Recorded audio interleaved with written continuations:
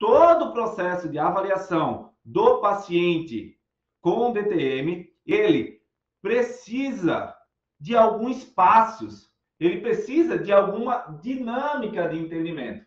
E a partir daí, a gente conseguir definir um diagnóstico mais assertivo, a gente conseguir fazer o paciente sair sem dor, sair satisfeito do nosso consultório. Então, o que é, de fato, um processo de avaliação seguro?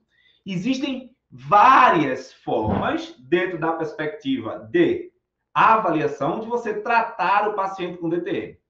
A primeira forma e clara do processo avaliativo vem do processo da ausculta, de você ouvir, de você entender aquilo que ele tem.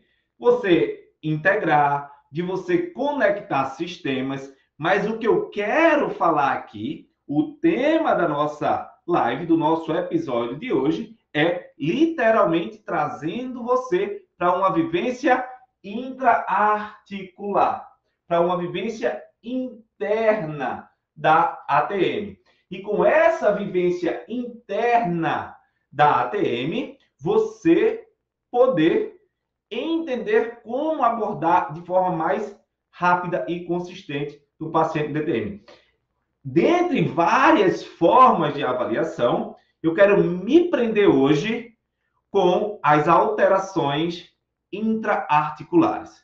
Coloca aí nos comentários, alterações intraarticulares, que é extremamente importante que você saiba disso. E eu faço questão de colocar músculos associados, como o temporal, que auxiliam numa coaptação, auxilia em algumas tensões dentro da ATM. E partindo desse processo, se você quer, dentro do estado atual, onde cada vez mais surgem pacientes com DTM, você precisa aprender a construir um raciocínio clínico através dessas perspectivas, tá? Então, alterações articulares. Então, é o que a gente vai ver hoje, é o nosso tema hoje. Então, você pode querer avaliar uma DTM por abertura e fechamento da boca. Não é isso que você precisa alinhar no seu processo avaliativo para você entender essas alterações intraarticulares. Não é isso que vai fazer você entender o que está acontecendo na articulação. Se é um problema de hipermobilidade ou se é um problema de hipomobilidade. Então, essa perspectiva de problema entre hipo e hipermobilidade rege as condições patológicas que muitas vezes estão presentes no paciente com DTM e que você precisa, de fato, dominar para escolher a melhor técnica de tratamento. Você não precisa de técnica de tratamento de outro mundo. Você só precisa entender o que o paciente tem, as relações biomecânicas, e aí escolher uma, duas técnicas capazes de reorganizar esse sistema. Então, essas alterações intraarticulares, desse processo de avaliação que eu quero passar para você em passos, precisa de um entendimento de como essas articulações funcionam, tá? E isso é, hoje, a grande oportunidade dentro do mercado do consultório, do fisioterapeuta. Porque muitas vezes a gente tem pacientes com dor de cabeça, a gente tem pacientes com dores no cais, a gente tem pacientes com dores cervicais, a gente tem pacientes com dores orofaciais, por conta de disfunções na região do sistema estomatognático, na região da ATM.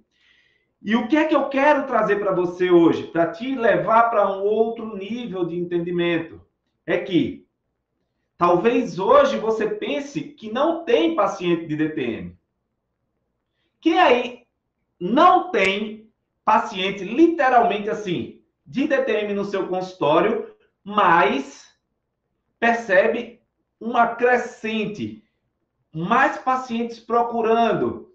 Parece que está todo mundo sentindo alguma coisa. Quem aí tem essa perspectiva? Olha, eu não tenho, mas estou curioso, porque está começando a surgir. Coloca aí, eu não tenho. E aí eu já vou trazer para você que talvez você não saiba que tem, mas você já tem. Talvez você não saiba que tem, porque não tem essa correlação com os sintomas. Mas eu aposto que você tem pacientes com dores cervicais, com tensões nos ombros, com tensões nucais, com tensões na cabeça. Eu aposto que você tem algum tipo de paciente com tensão orofacial, como sinusites. Olha só isso. Percebe quando você começa a correlacionar estruturas associadas à ATM, como isso passa a ter uma correlação,